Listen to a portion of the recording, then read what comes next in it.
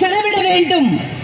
அவனுக்கான உரிமைகளை தட்டாமல் உலகம் முழுவதும் மூளை முடுக்குகளில் இருக்கிற சாதாரண தொழிலாளி கூட அவனுடைய உரிமையை அவன் பெற்றாக வேண்டும் என்பதை வலியுறுத்துவதற்காகவும் மீண்டும் மீண்டும் நினைவுபடுத்துவதற்காகவும் இந்த மே தின விழாவை நாம் கொண்டாடுகிறோம். உலகம் முழுவதும் கொண்டாடப்படுகிற இந்த தின விழாவில் தமிழ்நாட்டை பொறுத்தமட்டில் கடந்த 1ஆம் தேதி தொடங்கி இன்றைக்கு தேதி 8 ஆகிறது. இந்த 7 நாட்களிலேயும் 1, 2, 3 தேதிக்குள்ளாக மே தினத்தை அனைத்து கட்சியை சார்ந்தவர்களும் கொண்டாடினார்களே தவிர தொழிலாளர்களுக்கு என்ன தேவை, உழைப்பாளர்களுக்கு என்ன தேவை, பாடுபடுகிற பாட்டாளிக்கு என்ன தேவை, எவனுக்கு வீடு இல்லை, எவனுக்கு வேலை இல்லை, எவனுக்கு வசதி வாய்ப்பில்லை, எவனெல்லாம் பொருளாதாரத்திலே பின்தங்கி இருக்கிறான் என்பதையெல்லாம் பட்டியலிட்டு அதற்கான திட்டங்களை சொல்லி மே தின விழாவை இந்த தமிழ்நாட்டு அரசாங்கம் கொண்டாடியதாக தெரியவில்லை. அப்படி ஒரு செய்தியையும் நாம் படிக்கவில்லை. ஆளுகிற கட்சியும் மே தினத்தை கொண்டாடியது. ஆளுக்கு 300 ரூபாய் ஒரு குவார்ட்டர் குடித்து கூட்டத்தை கூட்டி வந்தது. மற்ற கட்சிகளும் கொண்டாடினோம். உழைப்பவர்களுக்காகவே பிறந்தவர்கள் நாங்கள் என்று நல்லா ஓடிட்டு இருக்கிற கம்பெனியில கூட சிவப்பு கொடியை நட்டி அதை நாசமா போறக்கு பிள்ளையார் சொல்லி போடுற கம்யூனிஸ்ட் கட்சிகளும் மே தினத்தை கொண்டாடினாங்க. ஏதோ 2 சீட்டுக்காக ஆளுங்கட்சியினுடைய முதுகலை ஏறி ஓசு சவாரி செய்யறதை தவிர கம்யூனிஸ்ட் கட்சிகள் தொழிலாளர்களுக்கென்று செய்தது என்ன? ஆட்சி பொறுப்பேற்ற 4 ஆண்டு காலத்தில் எப்படியெல்லாம் இந்த ஸ்டாலினுடைய அரசு கொள்ளையடிக்கிறது, கொலைகளை கண்டுகொள்ளாமல் இருக்கிறது, டாஸ்மார்க்கை சகட்டு மேனிக்கு திறந்துவிட்டு பல லட்சக்கணக்கான தாய்மார்களின் தாலியை அறுத்து இந்த அரசாங்கமே கொலை செய்கிறது. இதை பற்றி எந்த கம்யூனிஸ்டாவது பேசியதா? திமுகவோடு கூட்டணியில் இருக்கிற எந்த கட்சியாவது எந்த மேடையிலேயாவது வாய் திறந்து பேசியதா? யாரும் பேசவில்லை. கேட்டால் மே தின விழாவை கொண்டாடுகிறோம். அஞ்சுவது யாதொன்றும் இல்லை, அஞ்ச வருவதும் இல்லை என்று சொன்ன புரட்சி தலைவி அம்மாவின் பிள்ளை அண்ணன் டிடிவியின் உண்மை தொண்டர்களாகிய நாங்கள் இங்கே மே தின விழாவை நாங்கள் கொண்டாடுகிறோம் என்று சொல்லுவதை விட அந்த தொழிலாளர்களுக்கு வர வேண்டிய உரிமைகளை வருடந்தோறும் நினைவுபடுத்துவதற்காக இந்த கூட்டத்தை நாங்கள் இங்கே போடுகிறோம். இங்கே அமர்ந்திருக்கிற யாரும் காசு கொடுத்து கூட்டி வரப்படல. இங்க உட்கார்ந்து இருக்கிற யாரும் ஆளுக்கு ஒரு குவார்டர் தர்றோம், ஆஃப் தர்றோம் நாங்க கூட்டிட்டு வரல. இங்க இருக்கிற எந்த தாய்மார்களும் விலை பேசி இங்க அழைத்து வரப்படல. தலைக்கு ₹10 இங்கே தம்பி ஆசிக் சொன்னது போல, தம்பி மணிகண்டன் சொன்னது போல 50 பேர் உட்கார்ந்து இருந்தாலும் 50 உயிரையும் டிடிவிக்காக தியாகம் செய்யக்கூடிய உண்மை தொண்டர்கள் இந்த அம்மா மக்கள் முன்னேற்ற கழகத்திலே. பின்ன சும்மாவா 8 வருஷ காலம் ஆச்சு இந்த கட்சி ஆரம்பிச்சு. இந்த 8 வருட காலத்திலே இங்கே யாரும் மேயர்கள் இல்ல, இங்க யாரும் எம்எல்ஏக்கள் இல்ல, இங்க யாரும் அமைச்சர்கள் இல்ல, இங்க யாரும் பேரூராட்சி தலைவர் இல்ல, ஊராட்சி தலைவர் இல்ல, கவுன்சிலர் இல்ல, சேர்மன் இல்ல, எதுவும் கிடையாது. ஆனாலும் ஒரு ஒற்றை தலைமையை நம்பி இமயமலையின் சிகரத்துக்கு நிகரான நம்பிக்கையை இன்றும் இன்னும் நெஞ்சிலே ஏந்தி இந்த கட்சியை வழிநடத்துகிற ஒரே அரசியல் கட்சி அம்மா மக்கள் முன்னேற்ற கழகம் தான் என்பதை மே தின விழாவிலே உறக்க சொல்லுவோம்.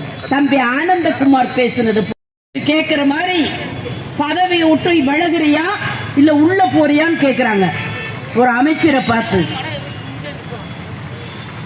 ஓடுறத நிறுத்துறியா முழங்காலுக்கு மேல சுருட்டுமான ஒரு கேப்ப மாதிரிய பார்த்து போலீஸ் கேட்கிற மாதிரி இருக்குது. உள்ள போறியா பதவி விலகிறியான்னு. வாய் கொழுப்பு. இன்னொரு அமைச்சர் வாய்னாலே நாசமா போய் இன்னைக்கு சட்டத்துறையை வாங்கி வச்சுட்டு பேனு உட்கார்ந்து இருக்க ஜோலார்பேட்டை ஜிப்பு வாயன் துரைமுருகன். கொஞ்சம் நெஞ்சம் கொழுப்பு கிடையாது திமுகவில் இருக்கிற மந்திரிகளுக்கெல்லாம். வாய் அப்படியே டர்ன்னு கிழிக்கணும் காது வரைக்கும். உனக்கு என்ன ஒரு ஏத்தம் பொம்பளைகளுக்குன்னா என்னையா அப்படி ஒரு திமிரு பேச்சு உனக்கு? தள்ளாடுகிறது இன்னைக்கு திமுக அரசு. இந்த ஸ்டாலினுக்கு நாட்டுல என்ன நடக்குதுன்னு தெரியல. புள்ள எப்படி அரசியல்ல வளருது?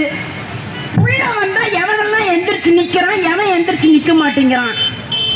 உதயநிதி ஸ்டாலின் வந்தா எவன் கும்பிடு போடுறான், எவன் கும்பிடு போட மாட்டேங்கிறான். இதைய கணக்கு மயிர் எடுக்கவே உனக்கு நேரம் சரியா இருக்கு இந்த 4 வருஷ காலத்துல. இதுல வேற கூட்டத்துக்கு கூட்டம் பேசுற.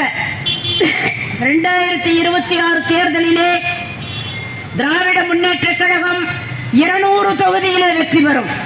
சரி, 200 தொகுதியில வெற்றி பெறும். எது 200 தொகுதி முதல்ல அதை சொல்லு. தோத்து போற 34 தொகுதி எது? அந்த லிஸ்ட முதல் கொடு. தெக்க இருக்கிற தெற்கு தொகுதி திமுக காரங்கிட்ட போய் கேட்டா அவங்க என்னங்கிறாங்க, நல்லா பேசுவாங்க எங்கூட. என்ன உங்க தலைவர் 200 தொகுதியில ஜெயிக்கின்றாரு, 34 தொகுதி எதுன்னு சொல்ல மாட்டேங்கிறாரு. எது? உடுங்கக்கா, திருப்பூர் தெற்க தவிர எல்லாத்துலயும் திமுக ஜெயிக்குமா இருக்குன்னு அவரு சொல்றாரு. வடக்கு இருக்கிற ஒரு திமுக காரரை கூப்பிட்டு கேட்டா அவர் என்னங்கிறாரு, வடக்கு தொகுதியை தவிர திமுக ஜெயிக்கும் நினைக்கிற அப்படின்றாரு. தெற்கு தொகுதியில் இருக்கிறவர் அங்க ஜெயிக்காதுங்கிறாரு, வடக்கு தொகுதியில் இருக்கிறவர் இங்க ஜெயிக்காதுங்கிறாரு. பல்லடத்திலையும் ஆனந்தகுமார் கேட்க சொன்ன முந்தா நாள், அங்க என்னன்னு கேளுங்க அப்படின்னு. அங்கேயும் திமுக வராதுன்னு திமுக பொறுப்பாளர்களே சொல்லிட்டாங்களாம். எல்லா தொகுதியிலுமே இனி திமுக ஜெயிக்காது ஜெயிக்காது ஜெயிக்காதுன்னு சொல்றாங்க. அப்போ ஜெயிக்க போற தொகுதி எத்தனை, தோக்க போற தொகுதி எத்தனை? எல்லா தொகுதியிலும் வராதுன்ற எப்படி வரும்? எப்படி அம்மா வரும்? கிராம் வாங்க முடியுமா?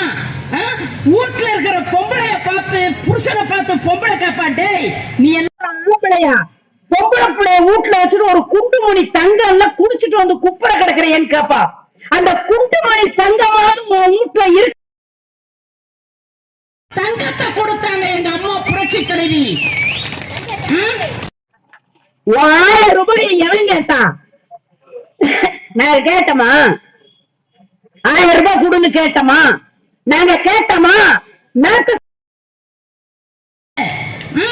1000 ரூபாய் கொடுத்துற தங்கம் ஒரு பவுன் 81,000 ரூபாய்க்கு விக்குது. அம்மா சொன்ன தாலிக்கு தங்கத்தை ஒழுங்கா கொடுத்தா போதும், பொம்பளைங்க அவங்க பாட்டுக்கு இருப்பாங்க. பெண்கள் பிள்ளைங்களுக்கு ஆம்பளை பசங்களுக்கு கொடுத்த சைக்கிள் நீ ஒழுங்கா கொடுத்திருந்தீங்கன்னா அது போதும். புது திட்டம் எல்லாம் எதுவும் வேண்டாம். அம்மா உணவகத்துல ஒழுங்கா நீ 3 நேரம் சோத்த போட்டீங்கன்னா போதும். நீ காலையில போய் உப்புமா கிண்டி எல்லாம் போட வேண்டாம். புதுசா தலைவர் எம்ஜிஆர் கொண்டு வந்த சத்துணவு இருக்குது, அதை சாப்பிட்டுக்கும் பிள்ளைங்க கூட முட்டையும் சேர்த்து கொடுக்கறாங்க. நீ ஒண்ணு காலையில உப்புமாவும் சேமியாவும் கிண்ட போக வேண்டாம்.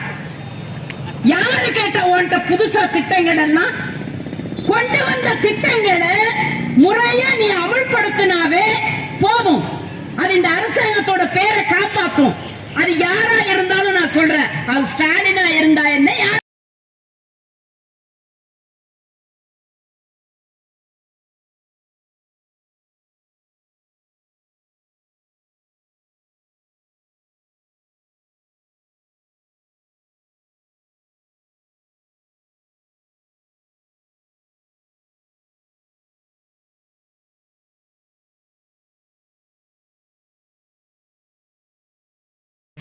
வயசான பாட்டிக்கு லிப்டிக் போட்டு விட்ட மாதிரி பஸ்ஸுக்கு முன்னாடி ரோஸ் கலர் அடிச்சு அதை ஓசு பஸ்ன்னு பேசுற.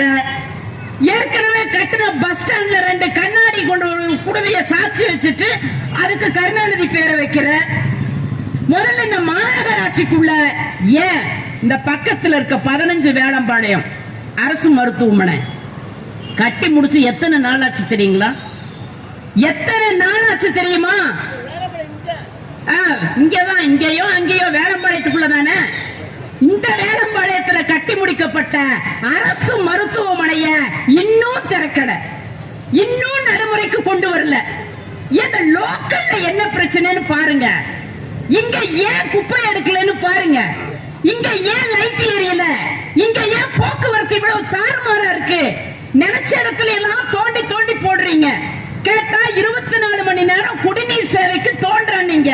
தோண்டி ஒரு வழியா ரோட்டெல்லாம் நாசமாக்கி 10 மாசத்துல புள்ள பெக்க வேண்டியவெல்லாம் 7 மாசத்துல புள்ள பெத்து பெரிய பிரச்சனையாகி அந்த குழிய ஒழுங்கா கூட மூடல. திருப்பியும் பாதாள சாக்கடைக்கு தோண்டியாச்சு. ஒரு ரோடு ஒழுங்கா இருக்கா சொல்லுங்க? இந்த மாநகராட்சியில ஒரு ரோடு ஒழுங்கா இருக்கா? ஏதாவது சரியா இருக்கா? அங்கங்க போர்டு மட்டும் தான் வச்சுக்கிறீங்க. அங்கங்க டிஜிட்டல் போர்டு வச்சு லைட் போடுறீங்க. மக்களுடைய அடிப்படை தேவை என்ன? துப்புரவு தொழிலாளிகளுக்கு 15ஆம் தேதி ஆனாலும் சம்பளம் போடுறது கிடையாது. அவ எப்படி குடும்பம் நடத்துவான்? நாளெல்லாம் மூக்க பொத்திக்கிட்டு நம்ம கழிவை எல்லாம் வாரி எடுக்கிறாங்க. கண்டதெல்லாம் துப்பி வச்சு குப்பையில கொண்டு போய் போடுறோம்.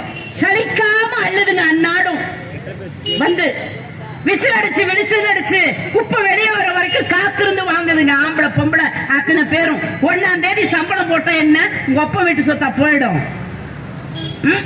இதுல ரொம்ப முக்கியம் திமுக ஆட்சியில பாராட்டு விழா. எப்படி ஒரு மருத்துவம் அந்த மாதிரி இந்த வேடம்பாளையம் கூட்டத்துல நின்னு சொல்ற 365 நாள் மட்டும்தான் கெடு இந்த திமுக ஆட்சிக்கு. அடுத்த மே மாசம் வரும்போது மாற்றம் ஏற்படும். இதுல எந்த விதமான சந்தேகமும் கிடையாது. என்டிஏ கூட்டணி, தேசிய ஜனநாயக கூட்டணியிலே இன்றைக்கு அம்மாவின் தொண்டர்கள், புரட்சித் தலைவர் எம்ஜிஆரின் தொண்டர்கள் என்று அண்ணன் டி